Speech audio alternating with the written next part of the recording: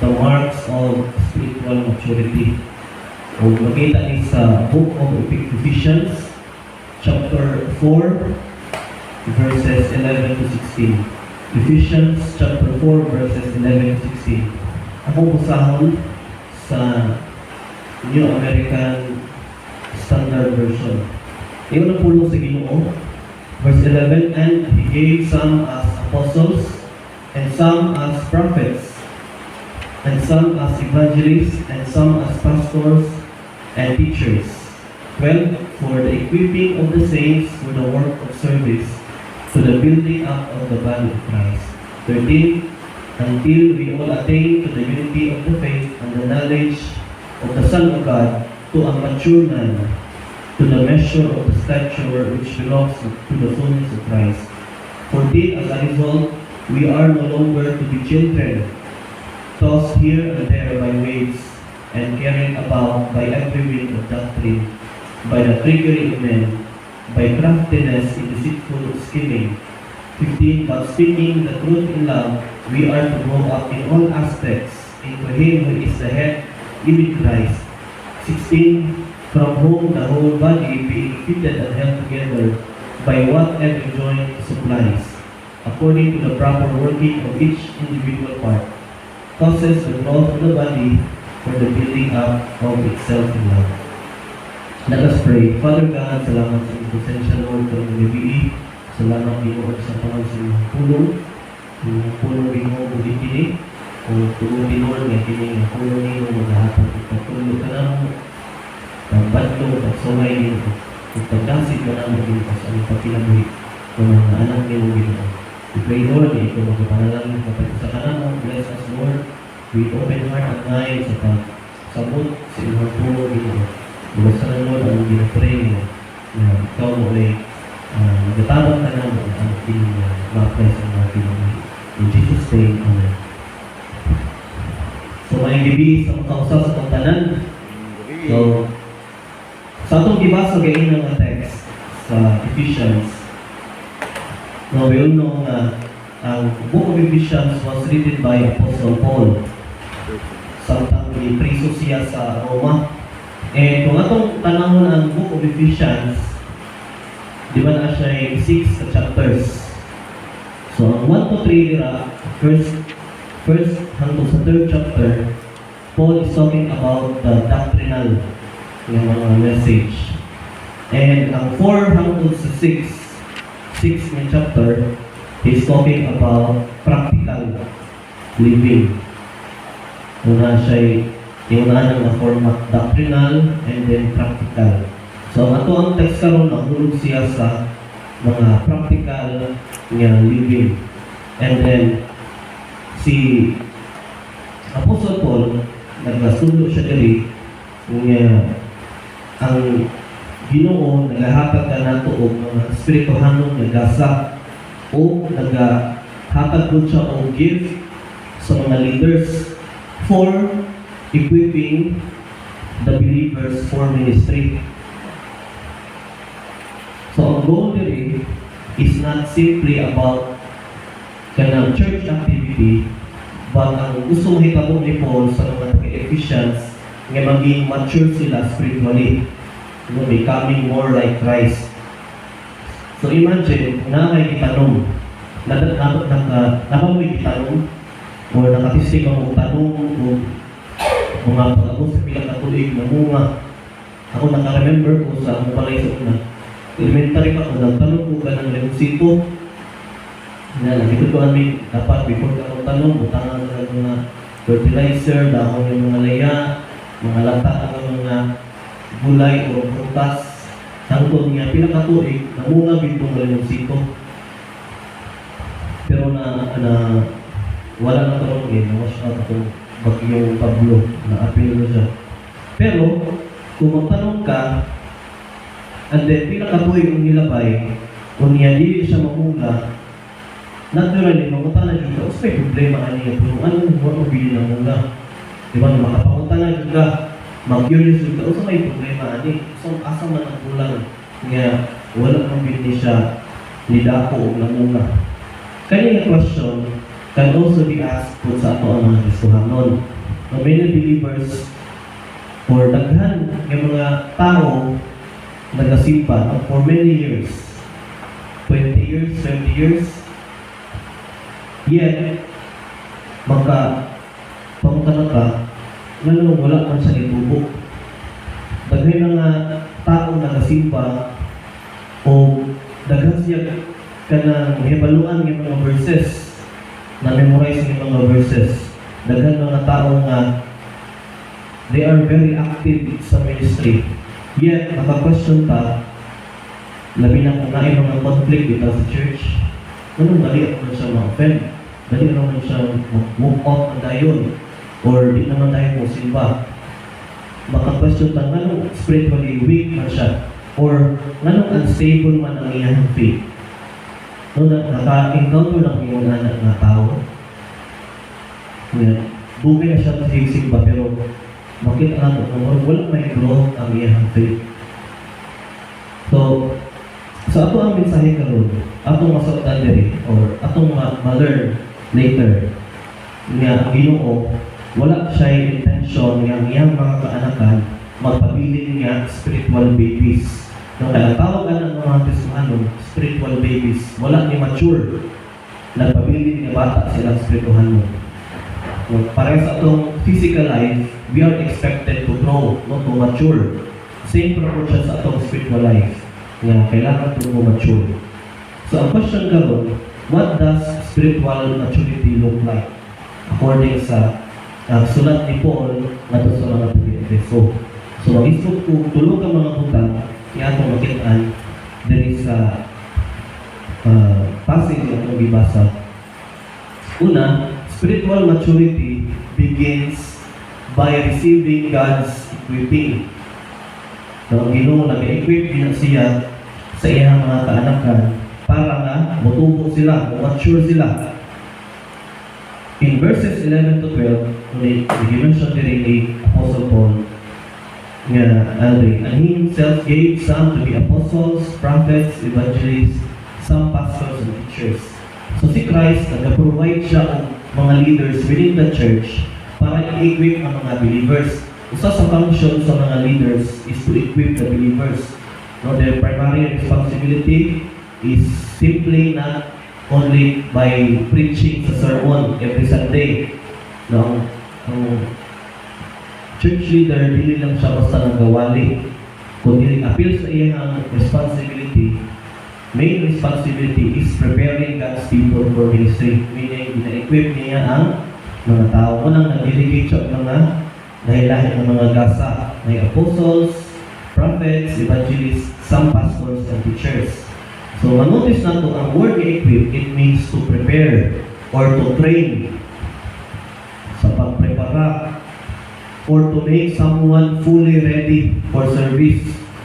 Walang katimanon yung ka sa mga leaders yung gihatag sa giko sa church para ang mga tao, mga believers sa church, ma-prepara sila, ma-train, mo-tubo, mo-mugahi ba? Kunya, ang Ginoo, wala siya intention nga mga believers mo mature nga sila na bitaw. Lisod kayo na dili na mo i-design sa Ginoo nga usa ka tao mo mature lang siya on his own. Dili na siya pwede. Kailangan niya og mga kauban. No, kailangan niya og fellowship with fellow believers. Spiritual maturity happens within the body of Christ. Ngano man, kaya di naman mahitago ang biblical teaching unang-una. So, discipleship, and then accountability and service. So, imposible kaayo nga kung ikaw lang isa mag-equip sa ikaw galingon, dili na siya mo i-design sa Ginoo. Kung dili na siya mahitago, kailangan yun o fellow believers, na leaders, and then na mga members na mo'y mo train or mo'y i-train po. No, church is not merely a place to attend. Hindi lang ang church, hindi lang siya basta sa lugar na antuanan para mo attend, niya ulit.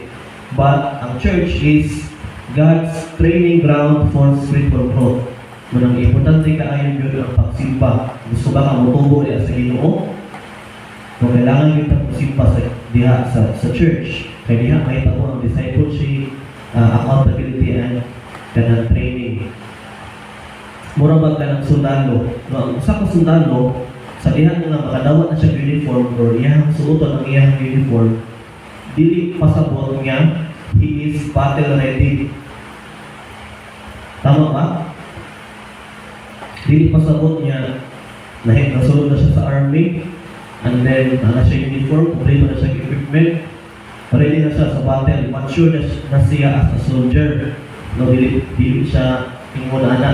Kailangan yun niya o training. Kada adlaw yun na, bisan po, high official na ka, naagaya po kay training yun kada adlaw. No, dili mahuman ang imong training. Likewise, becoming a Christian, dili pasabot niya, automatically, may na kang mature. So, ang growth, it requires continual training under God's Word. No, so, itong purpose sa pulong sa Ginoo. Usa dito is training in righteousness. Nung matrain ka under sa pulong sa Ginoo, it requires continual training. So, sa itong kinabuhi ka ha, are we actively involved in learning God's Word? Na ba tayo personal na pagtuon sa pulong sa Ginoo?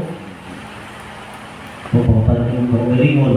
And then, equipping, di ba, ang first point nato, it begins by receiving God's equipping.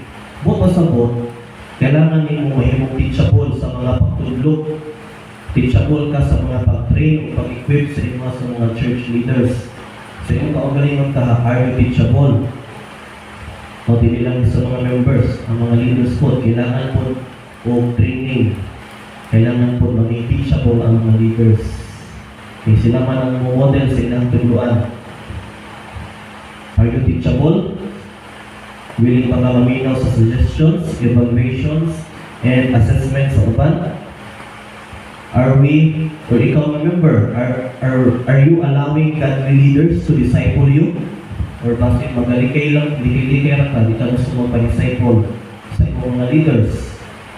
Or nakakay gift, are you using it to serve others? Kaya ang purpose na sa gift is to equip others. Ang purpose sa gift, hindi na siya para sa inyo nga.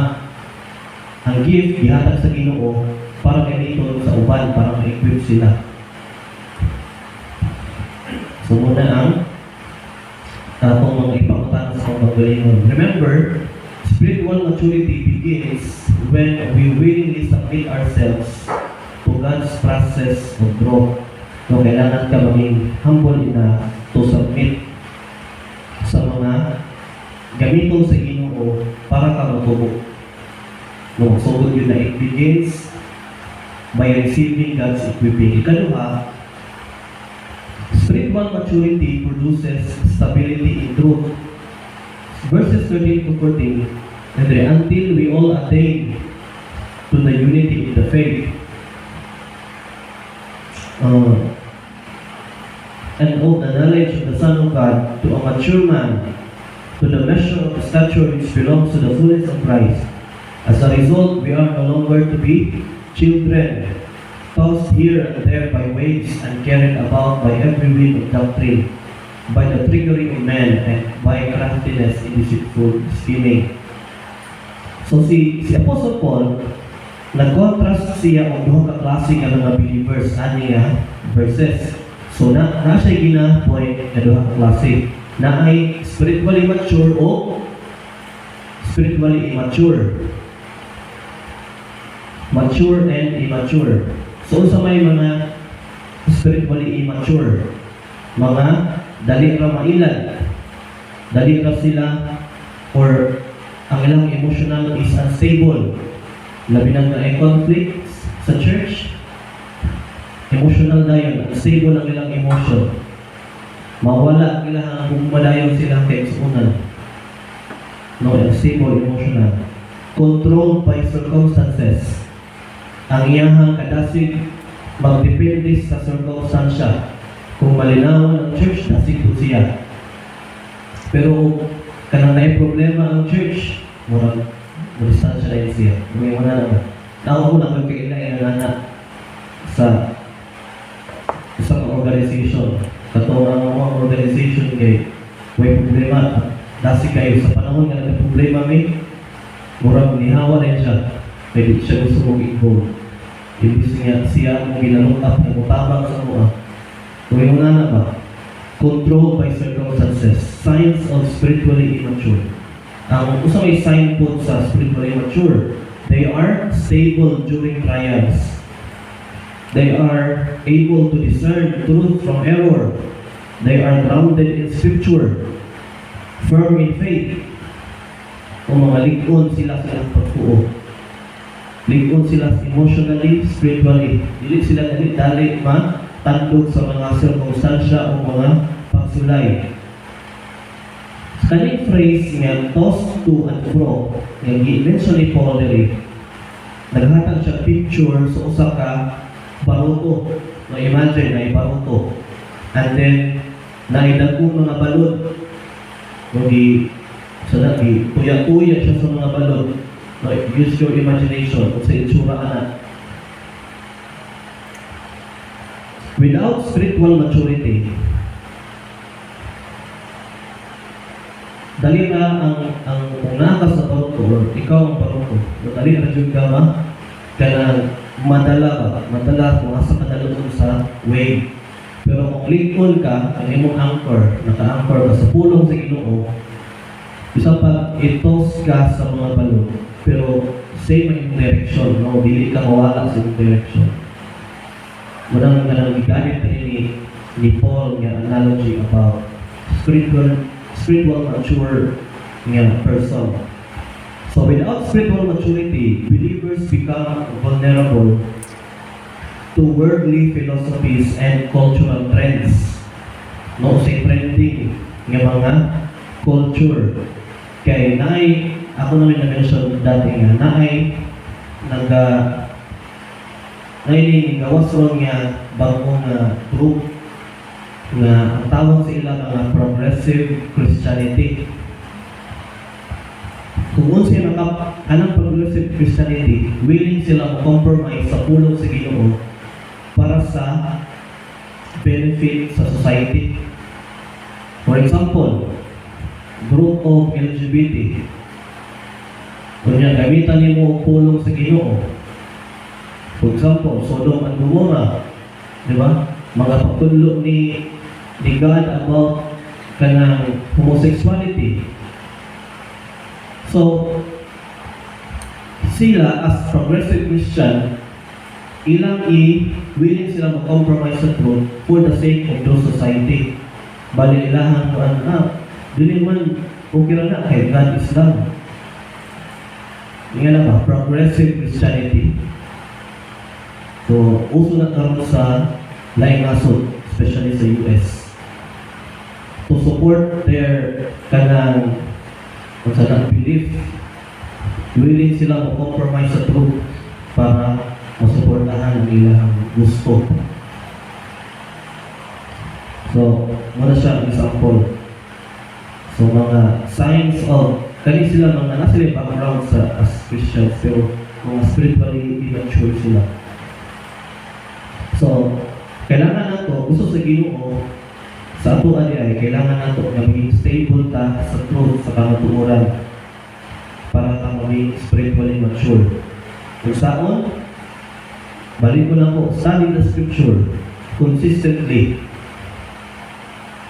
Kay pinaangi sa pag-study sa scripture, we will be able to recognize sa mga false teachings. And then, pa-evaluate nato ang mga ideas if this is God's word or kung lang mugna lang ni through popular opinion or cultural trend. Or, ako ba, spiritually stable ba ko sa pag-abot sa mga pagsulay? What if tagahanay persecute sa ako akong family? What if i-persecute ko sa akong family o sa akong village? Stable ba ko? Ubiyat ako sa Ginoo or magpabilin ko dito sa Ginoo? So So, ang mature Christian is not controlled by emotions, but anchored in God's truth, no matter kung saan circumstances sa kinabuhi. Ikatulo, spiritual maturity reflects the character of Christ. Verse 15, in si Paul, speaking the truth in love, we are to grow up in every way into Him who is the head, into Christ. Now, maturity daw nag-reflect sa character ni Jesus Christ. Karon na po, si Paul nag-describe po duha ka heart of maturity. So, manotis nato na duha ka qualities diri iyang dimension. Truth, una, ang kamatuoran. Mature believers never compromise God's word. No, kung ilan nato, usa ka mature believers or believer, dili na siya compromise sa pulong sa Ginoo. And then love, na po yung ginayon na itong quality is kaning love. Ang mga mature na mga believer mo communicate sa truth. Naana sa imo ang truth, karon sa mo nimo na pag-communicate sa uban. True love. Kay pwede ka magkaroon o truth, but without love, ang truth mahimo ng harsh para sa ilaha. Okay? So, mature believers communicate truth with grace, with humility, with compassion and patience. So, dapat kay ingunahin yung mga kinaiya, yung mga character ni Christ na kailangan mo reflect. Truth without love becomes harsh. At the same time, love without truth becomes compromise. Wala kong ginigwagay na. Yeah. Nasa sila love, pero wala ko yung truth. Ang imong itudlo sa ilaha, mo-compromise na ka sa truth. Kay ipatipabaw man ang love, wala na balanse. Wala kong ginigwagay na atong sa society or group sa mga LGBT. Ipatipabaw ang ilahang love. Pero wala na compromise kaya wala sila nang kanang naka-anchor sa truth. So, kailangan ang spiritual maturity mo balance yun sa duha. And then, yung si Paul, we are to grow up in every way into Christ. Mo tubo, mo mature in every way into Christ.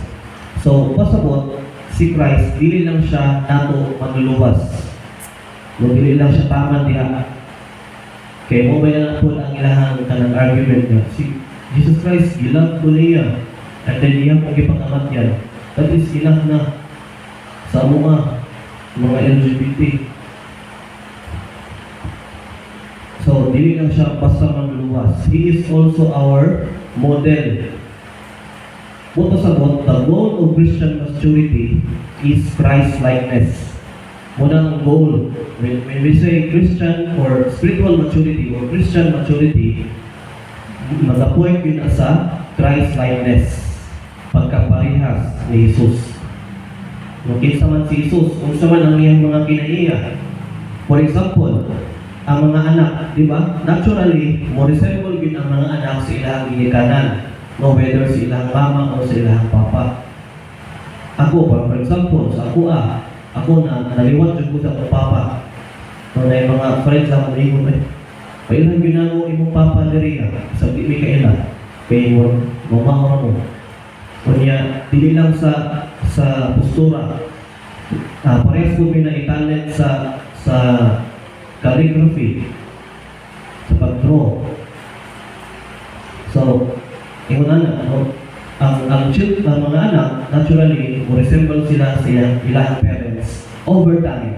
Di lang sa physical, sometimes sa speech, sa mga habits, mga kaunon, bilis sa kaunon, mga attitudes. Liwan yun kasi ang papada, liwan yun kasi ang mama. Resemble yun na. Kasi akong point, parehas ko sa to believers, kita, mga anak sa Ginoo, ang design dapat mo reflect kita or mo resemble kita kang Jesus Christ, di ba? So, gradually, mahimutang more like Him, mahimutang more like Christ. Muna nga, people should increasingly see Jesus in us. Mo dapat na ang kanang end goal. Dapat Makita sa mga tao si Christ sa ato ang kinabuhi. Pagkain sila, ay, Kristohanon ka no? Kami wala na ba? So sa ato ang kinabuhi ka, evaluate our life. Are we becoming, di ba si Jesus Christ ang iyang kinaiya kay, usa sa iyang kinaiya kay love? Di ba love man si Jesus Christ? Sa ato ang kaugalingon, are we becoming more loving? Pakuntahan yung kaugalingon, more loving pa ko? Sa status sa ako ang kinabuhi ko, sa pila na ka-years ko sa pangalanan, nahimo ba kong more loving kaysa sa saon ng acts, nahimo kong first na Christian? Or si Christ, kay He is patient, di ba? Patient pa si Christ. So sa ato ang kinabuhi, are we becoming more patient sa ato ang character? Di ba? Ang third point, maturity reflects the character of Christ. Si Christ is forgiving. Sa ato ang are we becoming more forgiving? Sa atong katigalangon sa pagpangalanan sa Ginoo, naging forgiving ba ta? More forgiving? Si Christ is humble. Are we becoming more humble? Patayin ko pa kasi kung gawin mas naging humble ko. Di sa pag-humble pero humble ko. Prideful ito. Nanghilang kong yapon. Si Jesus Christ is faithful. Sa imong kinabuhi, sa imong pagpangalanan, maka imong patama, you are more faithful kaysa sa kahapon, kaysa sa last year. Si Jesus Christ is obedient kang God the Father. Sa imong kaugalingon, if you reflect Christ, are you becoming more obedient? Are you becoming more obedient than last year or sa mga previous years? So, remember, spiritual maturity is measured less by how much we know. Dili na mo isuktanan, no? Kung usa ka daghan ato kaalam. Ang spiritual maturity dili isuktanan kung usa ka katigulang or kadugay sa pagpangalanan or sa ministry. Dili na mo isuktanan sa spiritual maturity. Unsa di ang suktanan? Ang suktanan is by how much we resemble Christ. Mas naliwat pa ang Christ, muna ang sukdanan. Dili ang kataason sa imong pagpangalagan, kadaghanon sa imong gasa, or kadaghanon sa imong kaalam. Dili ang may sukdanan sa usa ka mature na Christian. Akong balikon sa katapusan, God never intended for us believers nga magpabilin nga mga spiritual babies. Gusto niya mamutubo ta, mature. Gusto niya nga mo-grow ta through His church, through His word, nga mo-resulta sa pag-reflect sa character ni Christ. Ang journey sa spiritual maturity is lifelong. Dili kita samtang buhi pa ta, dili ka makaingon nga ako ano yun po, higpit na yun ako para spiritually mature. No, kay lifelong ang proseso na ang journey. So, bukas ako, ang question diri is dili unsa mo kadugay na nahimong Kristohanon. Nilid ni padugayay na nahimong Kristohanon. Dili na mo yung question. But a better question is, am I becoming more like Christ? Nahimo ba kong more like Christ? So sa imong kaugalingon ka, i-rate niyo yung kaugalingon 1 to 10. 10 is the highest. Asa man ka anak. So, i-evaluate din ato kaugalingon. Kung dito mo tanaw sa uban, ikaw pilang ka. So ato kaugalingon ato tanawon. So Jesus Christ is talking to us karon. Gusto niya nga i-evaluate nato. And it will lead us nga ma-encourage na ba? Isa rin akong buhaton. Uy, low mo na akong score. Isa akong buhaton para ma-improve ko. So, karon atong timan-an niya, doon, kanang bitang, ayaw pagka-satisfy nga, tama lang ka na, naluwas ka. Ayaw pagka-satisfy nga, igura ka naluwas. Dapat atong i-pursue ang lifelong calling of growing into the full measure of Christ. Huwag na itong ipurso. Karon kinaluwas mo ko, usay sunod, kailangan ko mapupo diya sa Ginoo. Alright? So, mag-discuss ko more about ani karong Sunday, no, sa atong Sunday service. So let us close in prayer. Father God, thank you Lord once again sa imong kaayo, sa pinuhi, sa pamanod, sa imong presensya karon. And salamat sa pa sa imong pulong Ginoo. Nga nila, pahinugdan ka na mo o usay itsura sa usa ka spiritual mature Christian. And gusto nimo Ginoo, kaya kami matubo o dili mo pabilin ng mga spiritual babies, mga spiritually immature. And Lord, salamat sa imong gigamit ng mga tools Ginoo para kami matubo o mature. Ang church, ang imong kamatuoran, ang pulong sa Ginoo. O munta Ginoo nga mo ay magamit sa mga ma-apply. Ano niya, ma-reflect ka ng Lord ang karakter ni Jesus Christ. May mo ay more like Christ. And this is an encouragement and a reminder sa mga Ginoo nga layo pa yun sa Ginoo ang Ginoo. But Lord, tabangin may every desire and kadasig nga maningkamot Ginoo kada adlaw sa pinabili. Nga i-goal na mo Lord nga mo promi, mo mature ka nimo Ginoo. And salamat Lord sa imong pagpadalangin ka namo kanimo. Nga aron ang mo kinabuhi makahatag yun o pasinumog diha kanimo Lord. In Jesus' name, Amen.